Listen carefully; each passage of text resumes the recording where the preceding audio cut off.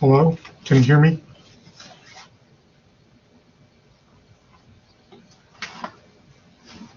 Sandy, can you hear me? I can hear you. Can you hear me? Yes. Okay. Yeah, I'm in the Nixon Leader Center. I usually have it up in case some students pop in. They can watch the sessions. So just in case, usually I'll have a couple students walk in. They haven't come in yet, so hopefully they'll be Okay. So all right nobody. So there's no students in just yet. just yet. But yeah, you start whenever you're ready because it just depends on the timing of their classes and when they get over Okay. here. Yeah. All right. So my name is Moses Parker, and I am with the Keep Your Learning Lab, and I just wanted to go over a few metrics that I found to be helpful when doing arithmetic to try to limit the use of a calculator for some basic math problems. So I am going to start with a trick for adding one to a fraction. So if you're given a fraction, any fraction, and you want to add one to it, a quick way is to just add the numerator to the denominator. So if I say have 8 over 9 and I want to add 1, well, I would just do 8 plus 9, which is 17, and then keep the same denominator.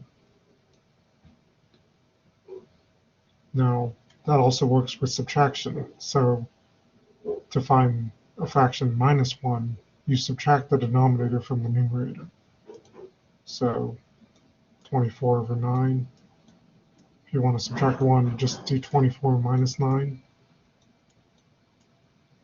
and keep the same numerator. So that would be 15 and over 9. 15 over 9.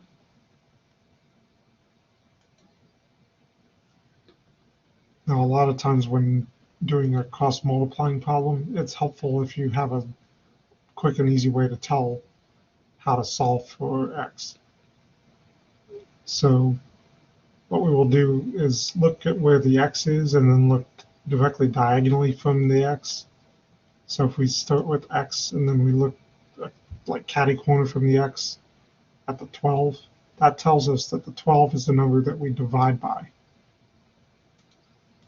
So we take the other two numbers, the 5 and the 24, and then we multiply those and then we divide by the number that's directly opposite the x.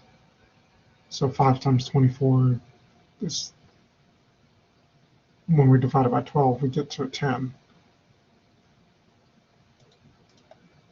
Likewise, if the x is in the bottom left, the number that we divide by is always directly opposite the x. So it doesn't matter where the x is. The x could be in any corner.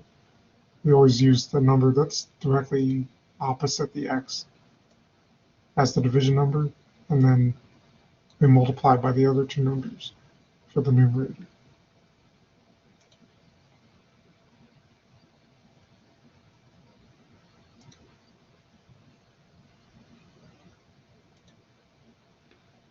So when we have a percentage problem, often they'll be written in terms of like some percent of some number is some other number. So when we have a sentence like 12% of 50 is 6, we want to figure out how to solve this in an equation.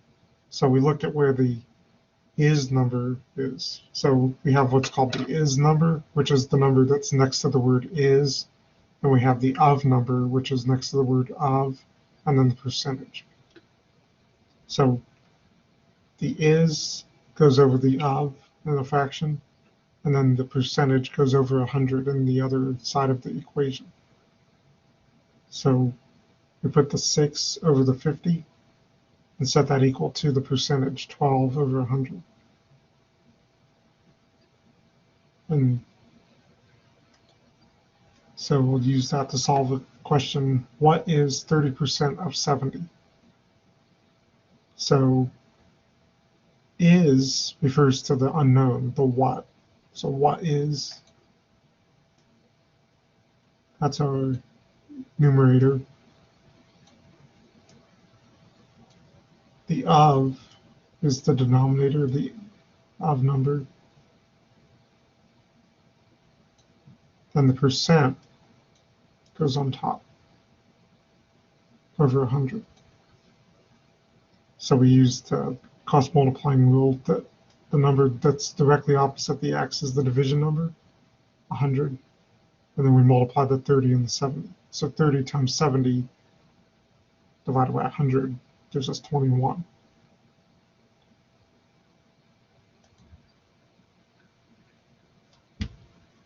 And then for a different way to state the question, 56 is what percent of 84? So the 56 is our is number, the numerator. The 84 is the of number, the denominator. And then the percent is the unknown because it has a what next to it. So that gets x. Then we divide the x by 100, 56 divided by 84, and we solve the problem by doing a cross multiplication. So the x is directly opposite the 84. So that goes in the denominator. And then we multiply the 56 and 100. When you work it out, you get to 66.7%. Finally, for the percentages, we have the other way to write it. 32 is of what and 80%. So the is our 32. The what, the of is the what. So that goes in the bottom as an unknown x. Then the percent goes on top of 100. So x gets directly across from the 80, so the 80 is our division number. And then we multiply the other two numbers, the 32 and the 100. 32 times 100 divided by 80 is equal to 40.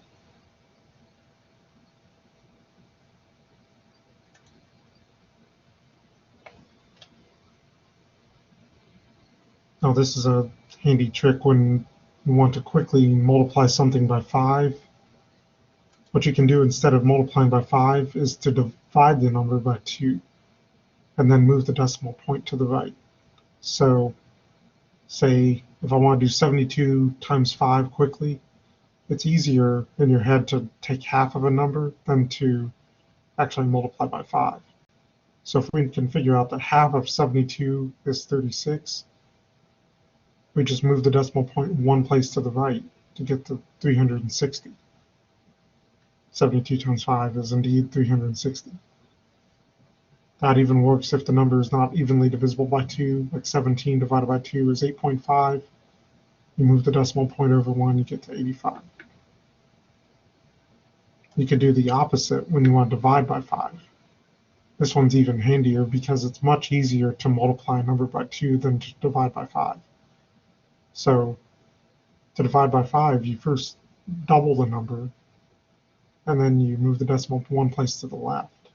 So 72 divided by 5, you probably would get a calculator for that. But if you can do 72 times 2, that's much easier in your head, 144. And then you just move the decimal point one place to the left, and you got the answer, 14.4. Same thing with 123 divided by 5. Just do 123 times 2 and move the decimal point one place over. So you get 123 divided by 5 is 24.6.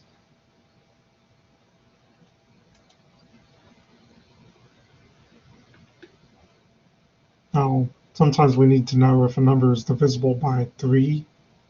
So a quick way to do that is to take the digits and add them up. Like 578, we do 5 plus 7 plus 8. If that number is divisible by 3, then the original number is also divisible by 3. Like 5 plus 7 plus 8 is equal to 20. 3, 6, 9, 12, 15, 18, 21. 20 is not a multiple of 3, so we can't divide 20 by 3. That means that 578 is not actually divisible by 3. As we can see, it's actually not a whole number.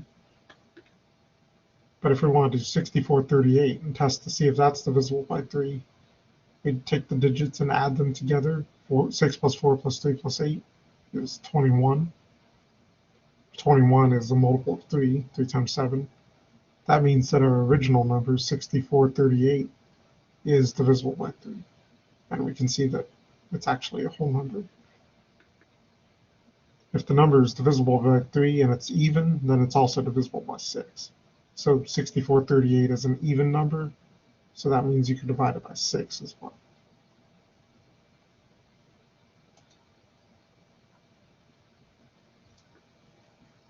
Now, if you take any number times 9, 9 times 5 is 45. If you add those digits together, 4 plus 5, you'll either get 9 or you'll get some multiple of 9. Like 9 times 15 is 135. 1 plus 3 plus 5 is equal to 9. 9 times 43 is 387. 3 plus 8 plus 7 is equal to 18, which then 1 plus 8 we know is equal to 9. And so it might not give you 9 in the first try, but if you keep going, eventually you'll get it to equal 9. This one's probably not as useful, but it's still kind of an interesting idea. So now we're going to get into some tricks that will help you take the square of a number, even if the number is kind of large, without having to use a calculator so much. So let's say you want to take the number 43 and square it without a calculator and without doing a bunch of manual math. The first thing you'll do is subtract 25 from that number. So 43 minus 25 is equal to 18. Then if you multiply that number by 100, then you get 1800. So then after that, we take our original number and subtract that from 50. 50 minus 43 is equal to 7. 7 squared is 7 times 7 is 49. So we put the number that we found earlier, the 18, and the 49 together, and get 1849. I'm going to also do a different one. Let's do 46 squared. No calculator. So 46 minus 25, that's equal to 21. Then we do 50 minus 46. That's equal to 4. We square the number that we just found. 4 times 4 is 16. 21, 16. Just put it together is 21, 16. And to verify that that's really the case, I'll do 46 times 46, 2,116. So yes, that worked. Here's another example of the same problem. This one shows that it even works if the number is higher than 50, although it may give you slightly more of an arithmetic issue, but you can still do it. It doesn't follow it. So 62 minus 25 is 37. 50 minus 62. Now that's negative 12, but it doesn't really matter that it's negative because when you square it, when you multiply by itself, it still becomes positive, 144. So if we have 37 and 144, notice that I don't get 37,144. Instead, I am really doing 3,700 plus 144. And so you carry the 1 and get 3844.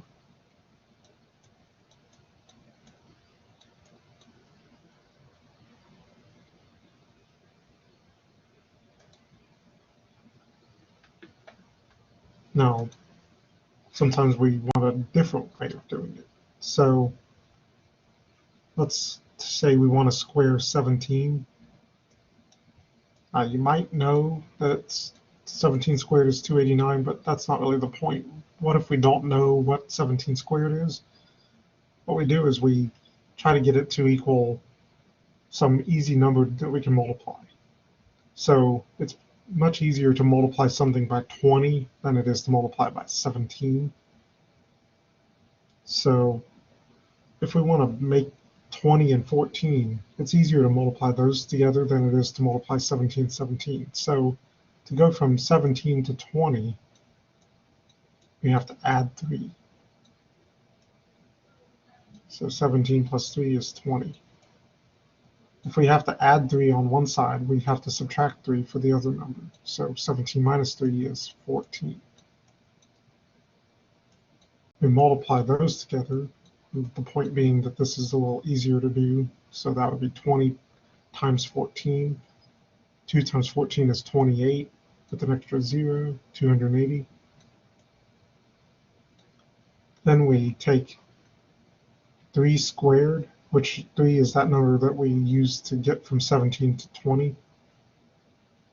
So we add 3 squared, or 9 to it, and we get 289.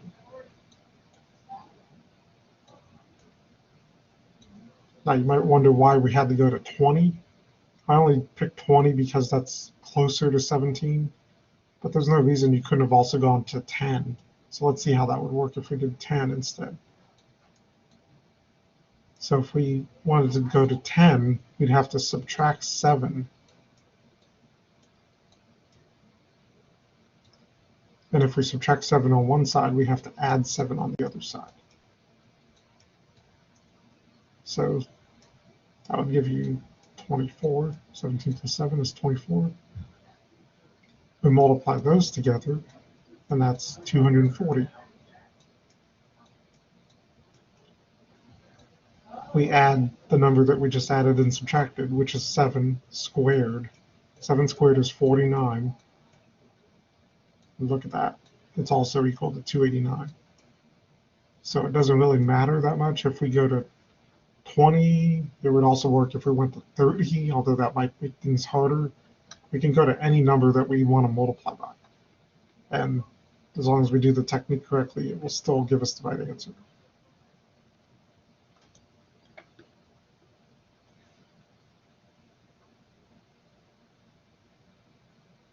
So this is a case that's the same problem, but it's with a larger number. So if I want to do 94 squared, it's hard to multiply 94 by anything, but it's easy to multiply something by 100. And 94 is pretty close to 100. So what I want to do is make 94 into 100. And we do that by adding 6 to it. Of course, if you add 6 on one side, you have to subtract 6 as well to get to 94 minus 6, 88. Finally, we multiply those numbers together. 100 times 88 would be 8,800. Then we take the number that we just had, the 6, or the negative 6, and we square that.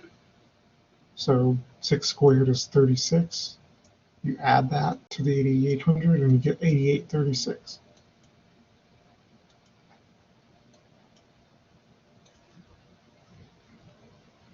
So that works whether you, anytime that you're trying to square a number that's close to like 100 or 10 or 1,000 or some other number that's easy to multiply by. And we'll do this one, but it's to show that it even works with like 3-digit numbers like 984. It's relatively close to 1,000. So if we add 16 and subtract 16, we'll get to 1,000 on the one side and then 968 on the other. Multiply those together, add that number squared, 16, and you end up with 968,256. And if I check that, 984 times 984 is equal to 968,256. That worked. without having to actually do multiplication in the traditional way to work it out.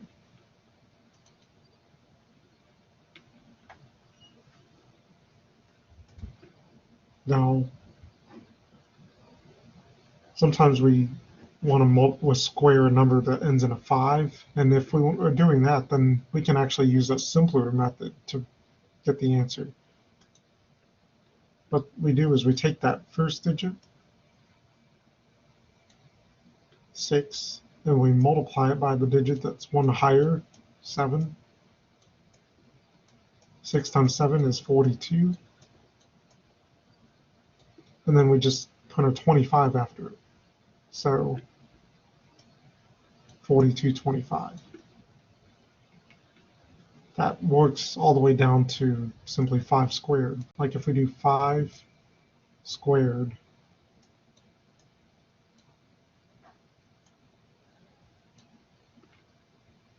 well, let me do 15 squared. That doesn't really work with the 5. We'll do 15. That works all the way down from 15, 25, and so on. So we want to do 15 squared.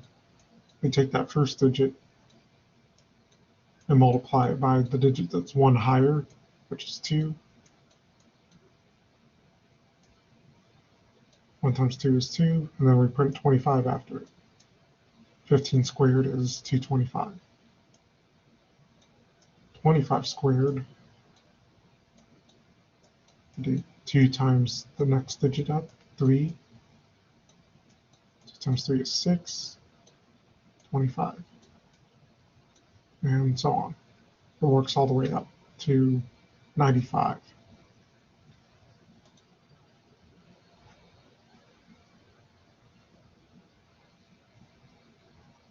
If we want to multiply something by 11 quickly, what we do is we take the digits and we add them. So 25 times 11, we do 2 plus 5, which is 7, and just squeeze it between the other numbers. Same thing with 79 times 11. But the thing is, 7 plus 9 would be 16. We know the answer is not 7,169. Instead, we carry that 1 over and just print it with the 7. So that becomes 869. So that's what you do if the number in the middle is more than 10. You just bump up that left side number by 1 or whatever it may be.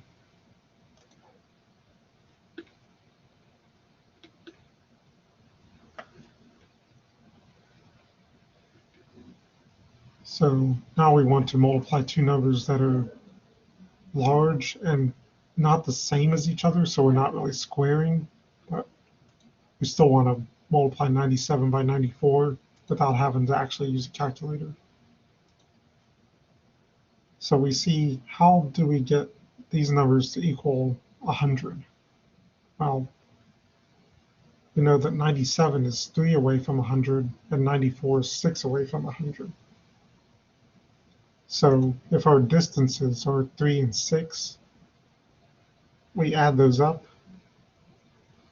3 plus 6 is equal to 9. We take that difference away from 100. So 100 minus 9 is 91. Then you take the two digits that were the distances, 3 and 6, and you multiply those. 3 times 6 is 18. You print that after the 91 that you just found, and that gives you the answer. So I'm going to do an example with that just to further cement that. Let's say we want to do 95 times 92.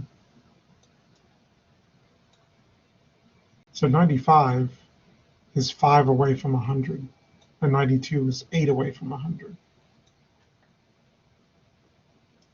So let's do 100 minus 5 plus 8, which is 13.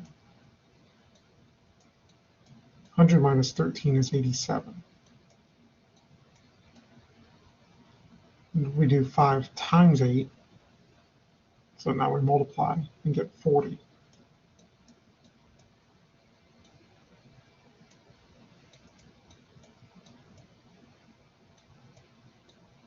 And if I did that correctly, I just get 8740. Let me check on the calculator and be sure I did that right. 95 times 92 is 8,740. So yes.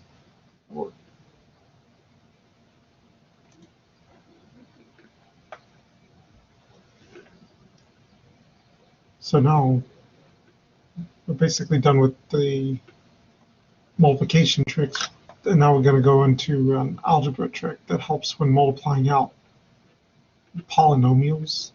So a polynomial is multiple terms of different powers of x, and then they're added or subtracted to each other. So if we want to so-called FOIL, when you have two things, like let's say we have x plus 3 and x minus 2, we do what's called foiling, which is just an acronym for first, outer, inner, last. So to do the first, we multiply x times x, which is x to the 2, x squared.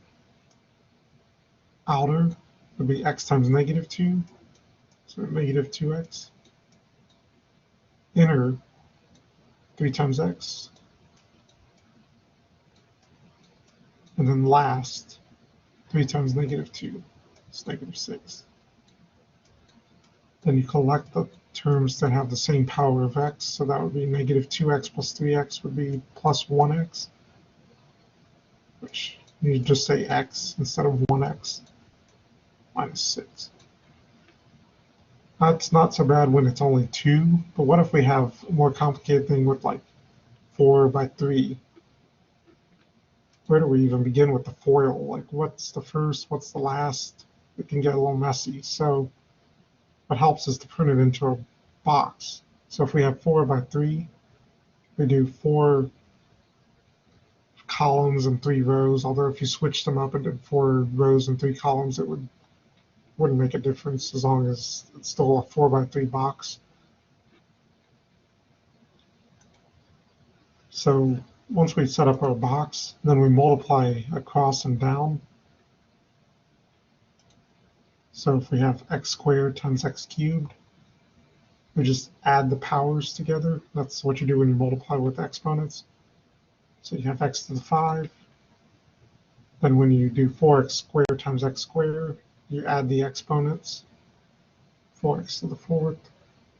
And you keep going, and you just multiply. You multiply coefficients, which are the numbers in front of x. Then you add the exponents. And keep going until you work it out all the way and do all 12 multiplications. Then you look for anything that has the same power. So we've got a 5.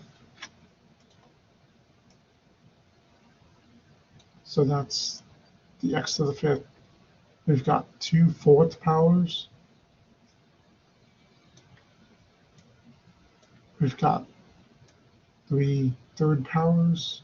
Notice how they line up in nice diagonals, so it's easy to tell. We've got 3 2nd powers, 3 squares.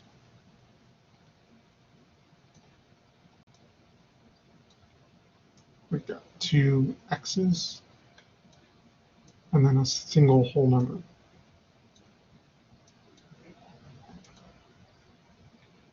We collect the like terms. So 4 minus 5 is negative 1. Negative 7 minus 20 plus 12 gives us negative 15. 9 plus 35 plus 48, 92. Negative 45 and negative 84, and then 108.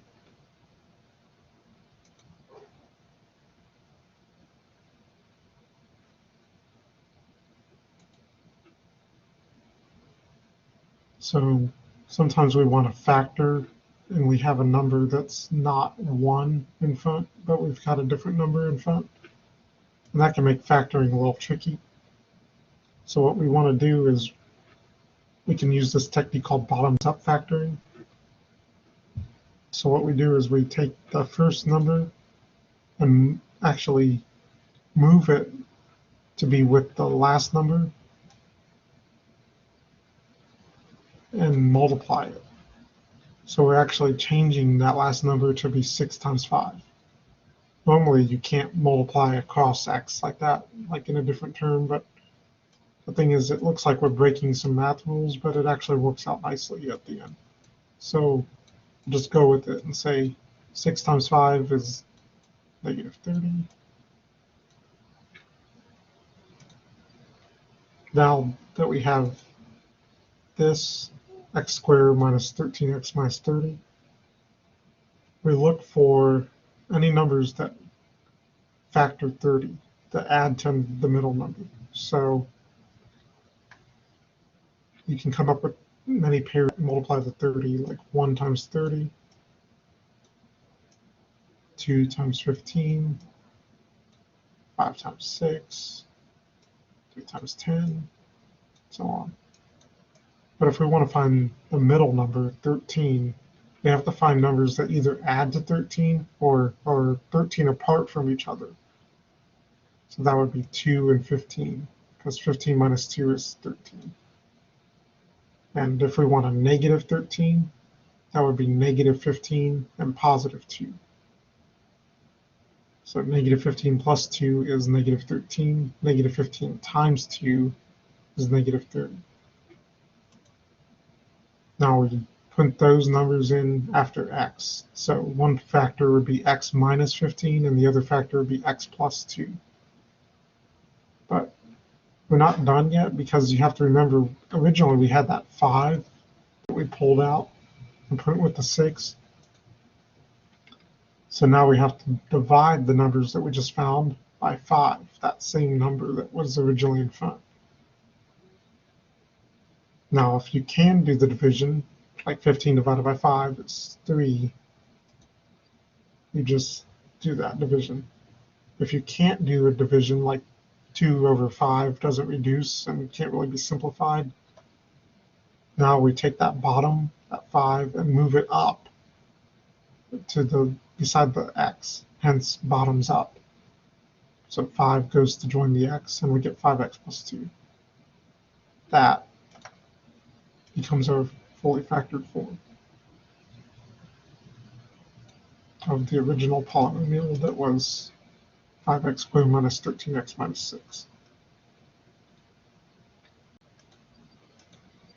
Okay, so I'm actually done with the slides. So now I'm going to answer any questions that you might have. So if anybody who has a question wants to turn on their mic and ask, I can go back to any slide and go over something again.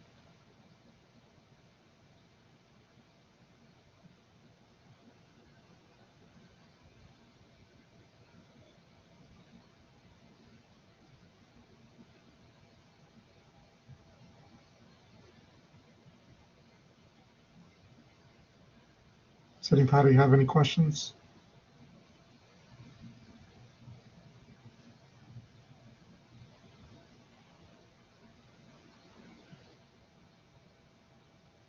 Okay, if nobody has questions, what I'm going to do is go back to the first slide, because I noticed some people came in after I started. So I will go back and cover some of the early material until somebody asks a question.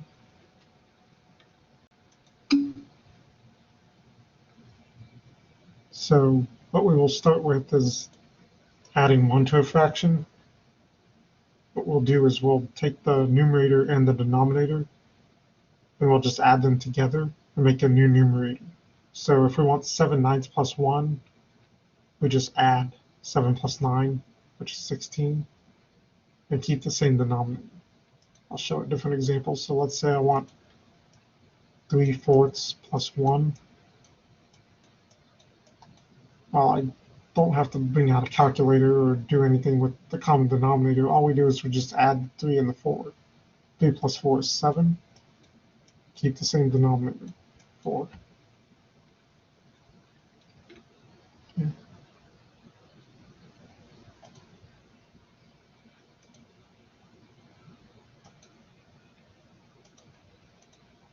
And I'm unable to change my slide, so just give me a second here.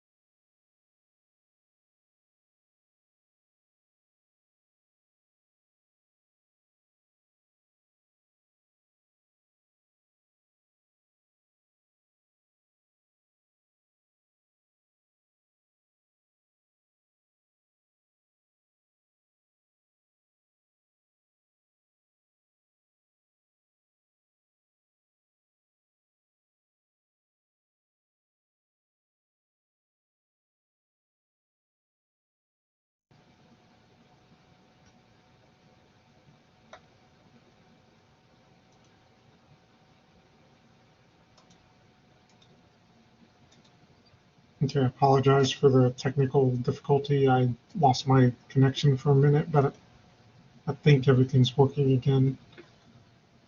So I'll keep going unless anybody has any questions. So to subtract 1 from the fraction,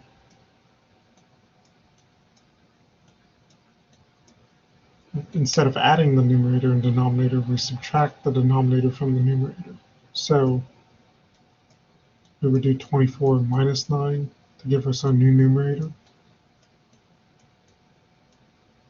And then divide by 9.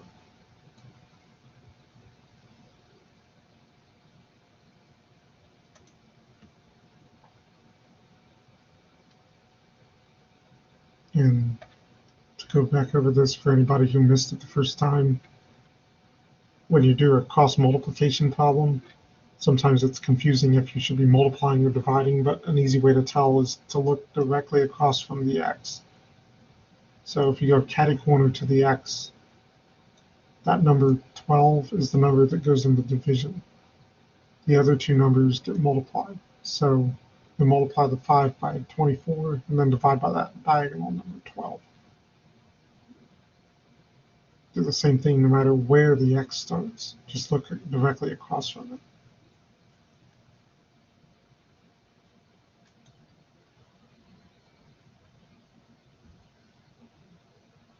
For any percentage problems, we look at the way the word problem is written and determine what the is number refers to and what the of number refers to.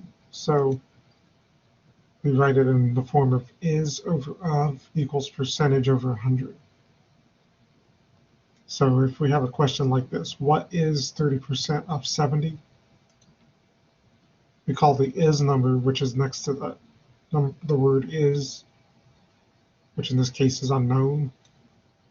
We call that the is number, and then the number next to of is the of number, and then the percentage is the number with the percent sign. So the is goes over the of, and then the percent goes over 100. Finally, we do the cross multiplying trick to see what x should equal. So x is directly across from 100. So the 100 is our denominator.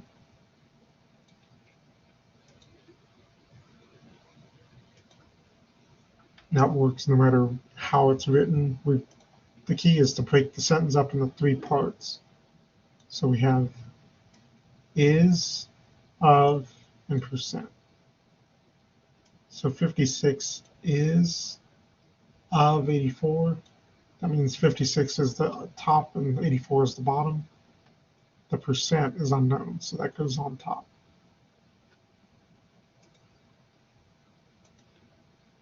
32 is percent of what? So we look at the is, the of, and the percent. So 32 is the is number, and 80 is the percent, and the of is unknown because it has a what next to it.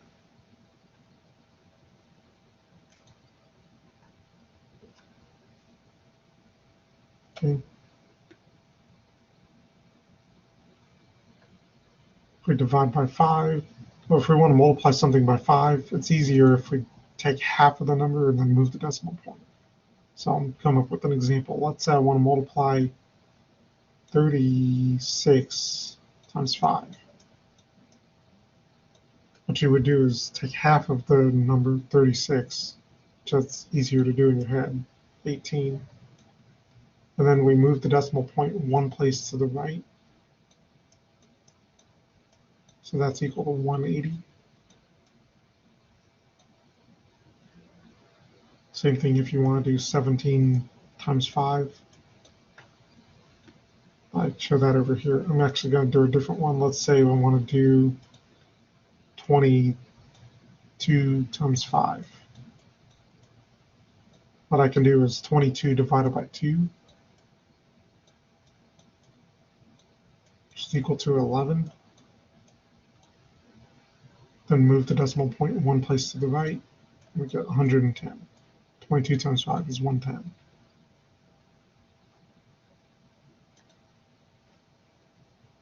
The opposite works if you're dividing by 5. So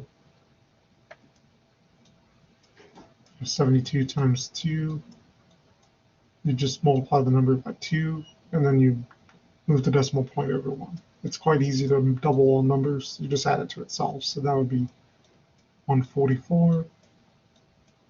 Take the decimal point and move it one place to the left.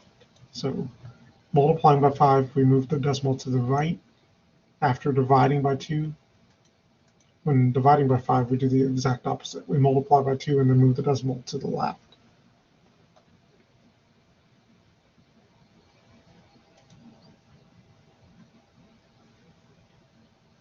So let's say I want to know if I can divide a number by 3. It might be handy if we have, say, a fraction like something over 3, let's say 593 divided by 3. It's easy to tell if a number is divisible by 2 because you can just say if it's at 2 or 4 or 6 or an 8 or a 0. But you can tell if a number is divisible by 5 by just seeing if it's a 5 or a 0. But with 3, it's not quite as easy as that because just because this number ends in a 3 doesn't mean that it's actually a divisible by 3 number. So what we do is we take our digits, 5 plus 9 plus 3. We add those up. 5 plus 9 is 14, plus 3 is 17.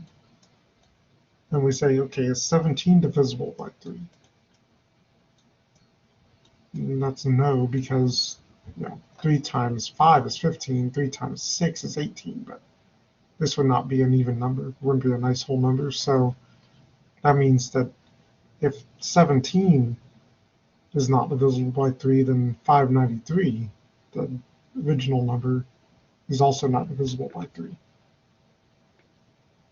So if we wanted to make that a fraction that was reduced, that would be as far as we could go.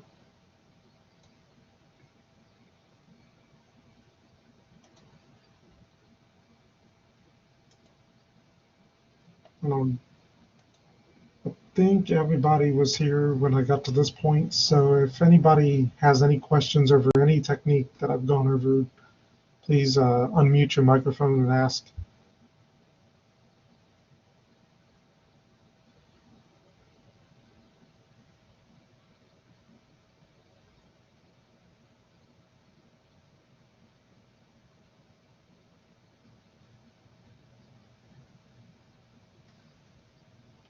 If not, then I'll just come up with some extra examples of these remaining questions. So if I want to take the square of, let's say, I want to do 41 squared. First thing we do is we do 41 minus 25.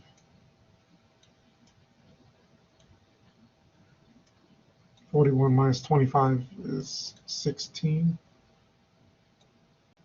Then we do 50 minus 41.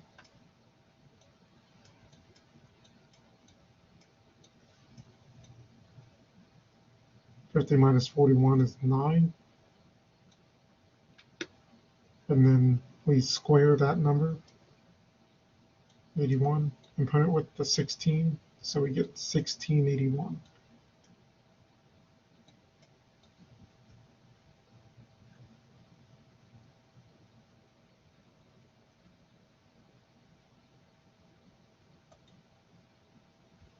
And same thing with 6225. So I'm going to pick a number that's greater than 50. Let's say I want to do 55 squared. I can do 55 minus 25.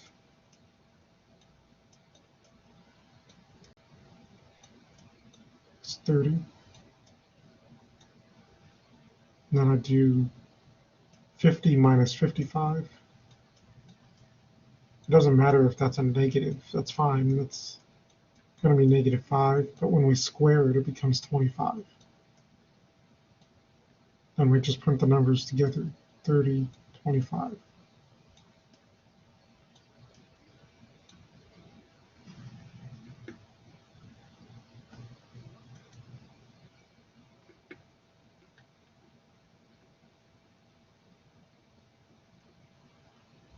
Now, if we want to, we'll do this technique where you want to make your number close to some nice number that's easy to multiply by. So let me do a different example. Let's do 48 squared. Not with the 25 trick like previously, but we'll do a different way by trying to get it up to a nice number that's easy to multiply by, 50. So if we want to make 48 into the closest easy number, we have to add 2 to it. And if we add 2 on one side, we have to subtract 2 on the other side.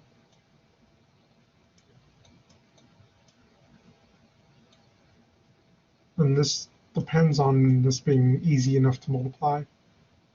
Now, if you remember, we just did a trick on multiplying by 5. So that was where we divided by 2 and then moved the decimal point over. So that would be 23.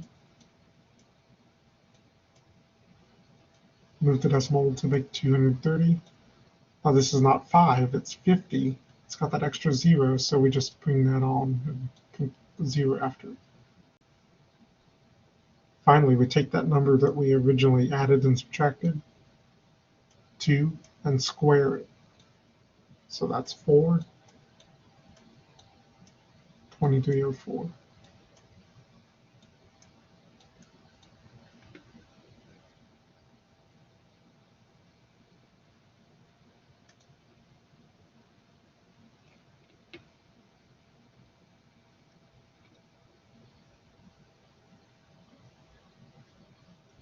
And this is the same example. It's just using a number that's closer to 100. And that's the same example using a number that's closer to 1,000. It really doesn't matter.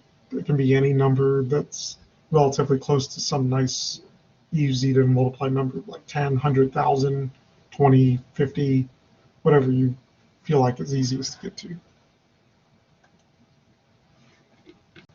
And I just did 55 squared in one way, but I can do 55 squared in a different way because 55 ends in a 5. So we use this trick where we just multiply that first digit by 1 plus that digit. So 5 times 6 is 30. Then we print a 25 after that. And you might remember that was the answer before, doing it a different way. So there's more than one way to get to that answer. Really, I would hope so. If you get different answers by doing different tricks, then they're not very good tricks. So they should all work no matter which way you do it. You just might have different strategies depending on the number. Like if it ends in a 5, you know this works, but it doesn't work if it ends in some other numbers, like a 4 or a 6. Then you can go with one of the other little more complicated tricks. This one is probably the easiest one to actually do because let's say I want to do 75 squared. I don't have to think much. I just say, okay, what's 7 times 8? Well, that's 56, 25. I'm done. Just 7 times 8, add a 25 to the end of it, you're done.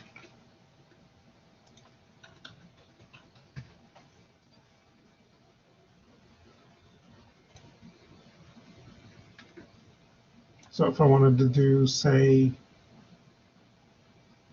36 times 11, we do 3 plus 6 is 9, and we just insert that 9 between the other two numbers, 396. If we wanted to do like 83 times 11, now we can do 8 plus 3 is 11, but I don't want the answer to be 8113. Instead, I just carry that 1 up and add it to the 8, so we get 913.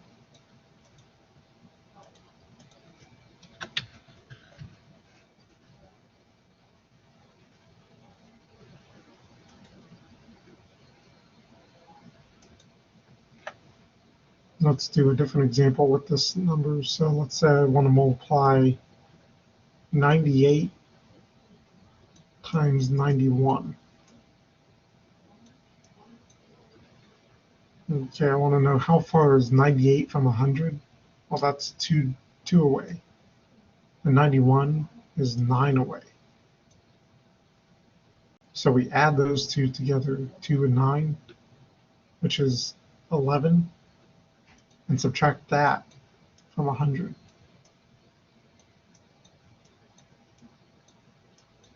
That's 89.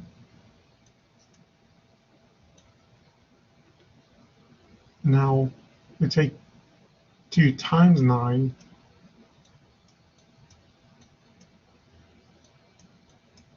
is 18. And we just print the numbers together, 89, 18.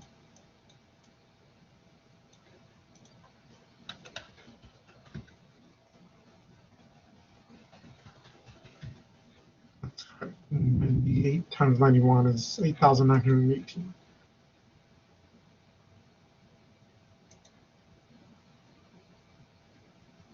Okay. I will skip this one again.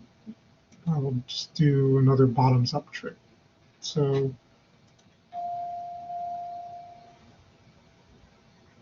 let me think real quick here. So let's say I want to do 3x squared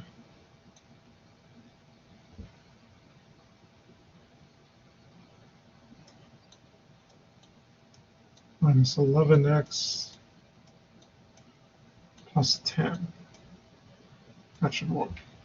So first thing we do is we take the 3 times the 10 and change that 10 to be 30.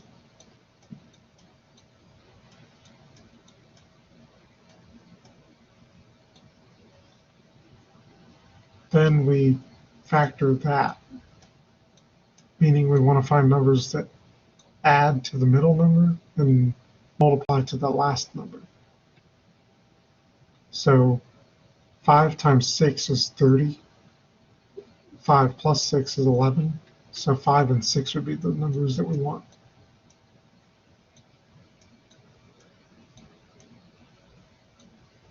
Now to get a negative 11, these would both have to be negatives. Negative 5 times negative 6 is 30. Negative 5 and negative 6 together make negative 11. Now we'd still have to divide by that 3 that was originally in the front. So if you can do the division nicely, go ahead and do it. So 6 divided by 3 is 2. But if you can't easily do the division, what you do is you just move that number in front of the x, bottoms up, hence the name. And we're done. That's the factored form.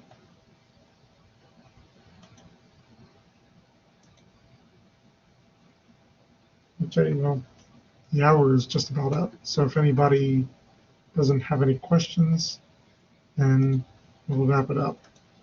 If anybody does have a question, please unmute your mic and go ahead and ask it.